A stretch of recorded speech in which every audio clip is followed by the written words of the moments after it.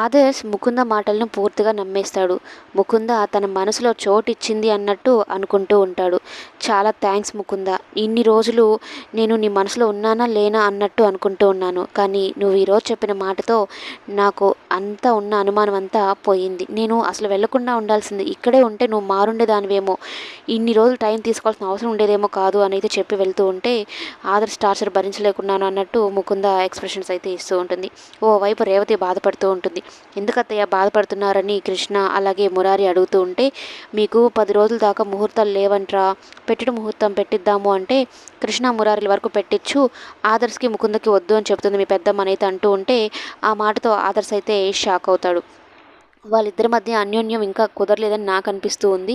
ఇలాంటి సమయంలో వాళ్ళిద్దరికి ఇలాంటివి చేయడం నాకైతే నచ్చడం లేదు. నీకు కావాలంటే నీ కొడుకును పెట్టించుకున్నట్టు రేవతి మాట్లాడడంతో వాటి గురించి ఆలోచిస్తూ ఉంటారు మురారి అలాగే ఆదర్శ్, ముకుంద, కృష్ణ.